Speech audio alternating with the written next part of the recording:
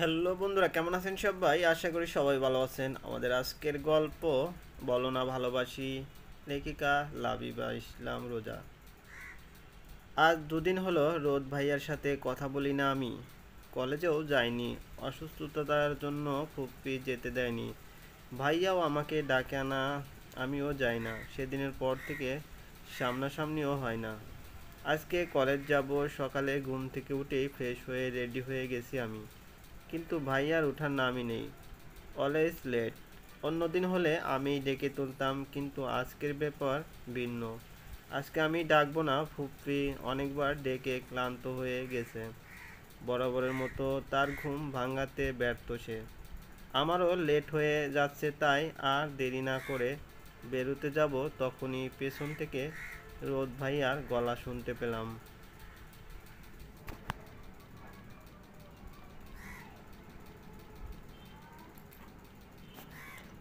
তোর তো দেখি খুব সাহস হয়ে গেছে, আজকে আমাকে না ডেকে নিজে একা একা কলেজ যাচ্ছিস যে। এত সাহস কোথা থেকে এলো? হাত ফোল্ড করতে করতে। মানুষ সারা জীবন ভীতু থাকে না, তাই আমিও আগের মতো ভীতু নই। রাস্তাঘাট সব কিছু চিনি এখন, তাই শুধু শুধু তোকে কষ্ট দেওয়ার কোনো মানে হয় না। আজ থেকে আমি একা একাই যাতায়াত করব আমি।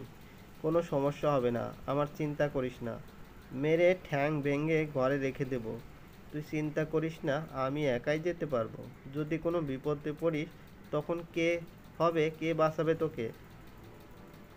যার কেউ নেই তার আল্লাহ আছেন, আমাকেও তিনি কোনো না কোনো ভাবে ঠিক বাঁচাবেন। এখানে তো আমার ফুপ্পি ছাড়া কেউ নেই, আমার ভাইয়াও নেই, তাই নিজেকে নিজেই প্রোটেক্ট করা শিখতে হবে। মুখে খুব বুলি ফুটেছে দেখছি। কে শেখালো এত কথা? এতদিন তো অবুঝের মতো সব কিছু অকাজের কথা বলতি, আজ এত বুঝদার হলি কি করে? চিন্তিত হয়ে, এতদিন বুঝিনি তাই বলে ফেলেছি, এখন বুঝতে শিখেছি তাই এমন কথা বলছি। কাউকে কোনো কিছু শেখাতে হয় না, পরিস্থিতি মানুষকে অনেক কিছু শিখিয়ে দেয়। রাখ তোর জ্ঞানের কথা, আর আগে কি যেন বললি? এখানে তোর আপন বলতে কেউ নেই? আমাকে কি তোর চোখে পড়ে না, নাকি ভাবছিস আমি মরে গেছি?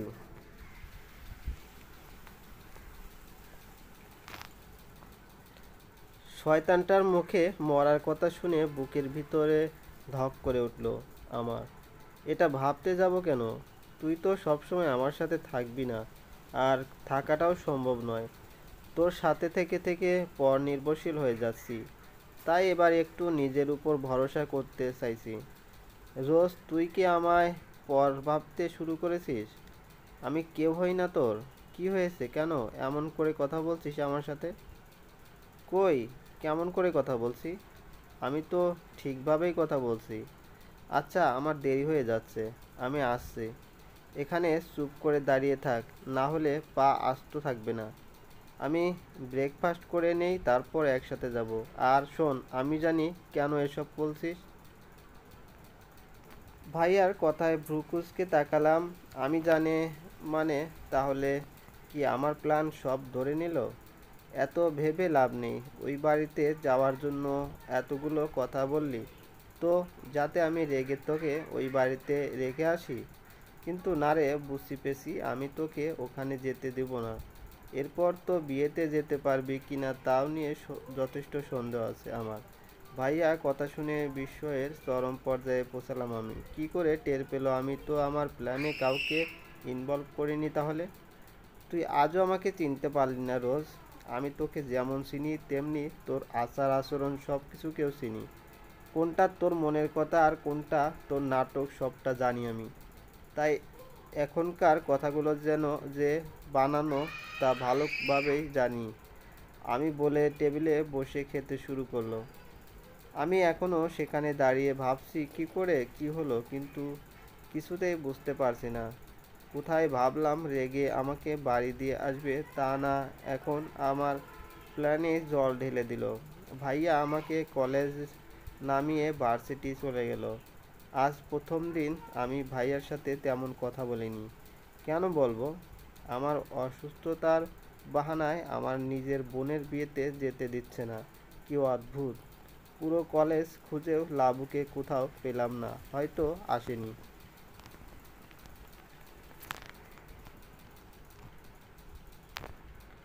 বেষ্টু ছাড়া ক্লাস করতেও ভালো লাগে না, কেমন যেন এতিম এতিম লাগছে।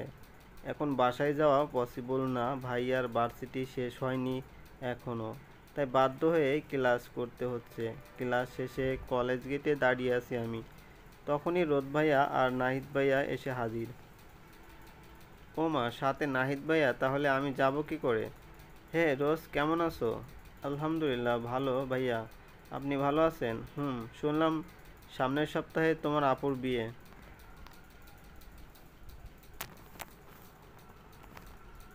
হুম, তাতে আমার কি, আমি তো যাচ্ছি না। কেন? অবাক হয়ে।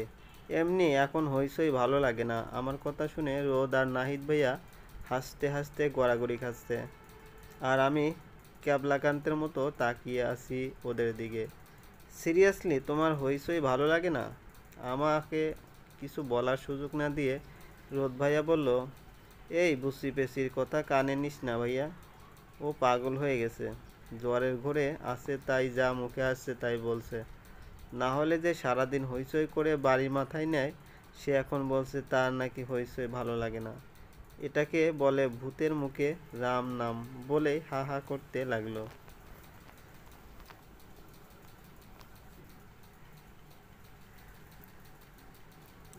নাহিদ ভাইয়া বলল, ওহ তাই বল, আমিও ভাবছি রোজের মাথা ঠিক আছে তো, না হলে তো এমন বলার কথা নয়। তাহলে ওকে নিয়ে তাড়াতাড়ি বাড়ি যা, ওর রেস্টের খুব দরকার। রোদ ভাইয়ের কথা শুনে রাগে গজগজ করছি আমি। কি বললি তুই আমাকে, আমি পাগল? দাঁতে দাঁত চেপে, পাগলকে পাগল বলবো না তো কি ছাগল বলবো? ওহ মিস্টেক, পাগল না পাগলি হবে বলে আবারও দুজনে হাসতে লাগলো। ভাইয়ের কথা শুনে দুপা এগিয়ে ভাইয়ার সামনে গিয়ে দাঁড়ালাম আমি। দুজনে হাসি থামিয়ে দিয়েছে, তাদের দৃষ্টি এখন আমার দিকে স্থির। আমি কি করব সেটাই হয়তো ভাবছে এখন। আর একটু এগিয়ে ভাইয়ার চুল ধরে টানতে লাগলাম আমি। চুলগুলো এলোমেলো করে শার্টের কলার ধরে একটানে 3টে বোতাম ছিঁড়ে দিলাম। অতঃপর হাতে একটা কামড় বসিয়ে বক্সারের মতো ইয়ার ডিসুম ডিসুম কয়েকটা কিল ঘুষি মারতে লাগলাম আমি। এখন একটু শান্তি লাগছে। আমার কাণ্ড দেখে দুজনেই চোখ দুটো রসগোল্লার মতো করে তাকিয়ে আছে। আর রোদ ভাইয়া খুব রেগে গেছে। রাস্তার লোকজন এতক্ষণ ধরে তাকিয়ে তাকিয়ে আমার কাণ্ড দেখছে, তাতে আমার কি? আমার তো গায়ের জ্বালা মিটেছে। দুদিন ধরে পুষে রাখা চাপ, রাগ আজ ঝাড়তে পেরেছি। এর থেকে বড় শান্তি আর কি হতে পারে? নাহিদ বলল, দোস্ত এটা কি হলো? রোজ আমাকে একটা চিমটি কাটবে প্লিজ, আমার নিজের চোখকে বিশ্বাস হচ্ছে না। এটা কি হচ্ছিল এতক্ষণ?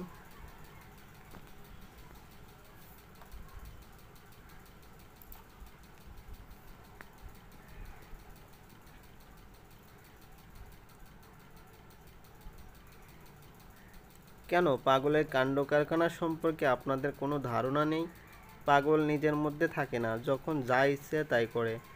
কোনো কোনো পাগল মানুষকে মারধরও করে। আমি তো তেমন কিছু করিনি, কারণ আমি এতটা পাগল নই, কিছুটা সেন্স আছে। সিমটি কেন, এবার আপনাকেও রোদ ভাইয়ের মতো কিছুটা দেই। সরি রোজ, আমার প্রয়োজন নেই, ক্ষমা করো আমায়, আমি এমনি ঠিক আছি। ওই থামবি? বুঝি তোর লজ্জা করলো না? রাস্তার সবাই কিভাবে দেখছে দেখ। আজ বাড়িতে চল, তোকে এর উপযুক্ত শাস্তি দেব আমি। কি পেয়েছিস যখন যা ইচ্ছে তাই করবি তুই? খুব বার বেড়েছে তোর, কিছু বলি না বলে খুব সাহস বেড়ে গেছে। আজকে তোর একদিন তো এটা আমার একদিন। পাগলের আবার লজ্জা বলেই হাসতে লাগলাম আমি। তোর মাথা ঠিক আছে তো ভাইয়া? তুই জানিস না পাগলের ভালো মন্দ লাজ লজ্জা কোনো কিছুই থাকে না। পাগল তো তাই এমন করেছি, তোর মতো ভালো হলে কিছুই করতাম না। ভাইয়ার মুখ দেখেই বুঝতে পারছি, কথাগুলো শুনে ভাইয়ার গা জ্বলছে। রাগটাকে ইচ্ছে করেই আরও বাড়িয়ে দিচ্ছি, কারণ আমি খুব ভালো করেই জানি, আর যাই করুক না কেন, রাস্তায় যত যাই করি না কেন, আমি আমাকে কিছু বলবে না। এখনও কথা বলছিস তুই? দাঁতে দাঁত চেপে, নাহিদ তুই ওকে বাসায় পৌঁছে দিয়ে আয়। কেন, তোর কি হয়েছে? তুই বাসায় যাবি না? আমি তোর সাথে যাব, ভাইয়ার সাথে যাব না। যেতে হলে ওর সাথেই যা, না হলে এখানে দাঁড়িয়ে থাক, আমার কিছু করার নাই। আমি তোর মতো পাগল নিয়ে ঘুরতে পারবো না। উফ, আমার হাতটার 12টা বাজিয়ে দিল। পুরো রাক্ষসীর মতো লম্বা লম্বা দাঁত, কেমন দাগ বসে গেছে। আজকে তোর এই রাক্ষসীর দাঁত আমি ভাঙবো। কথায় কথায় কামড়ে দেওয়া আজকে টের পাবি। এতদিন ঘুরতে সমস্যা হলো না, অথচ আজ হচ্ছে। স্ট্রেঞ্জ। আমি তোর সাথেই যাব। আমি রাক্ষসী হলে তুইও রাক্ষস। সেদিন মনে নেই আমার হাত থেকে রক্ত ঝরিয়েছিলিস? রোজ আমাকে রাগাস না। তুই ভালো করে জানিস আমি রেগে গেলে তোর কি হাল করব। এমনি যা করেছিস তোর, তার জন্য তোকে মাথার উপর তুলে আছাড় মারতে ইচ্ছে করছে আমার।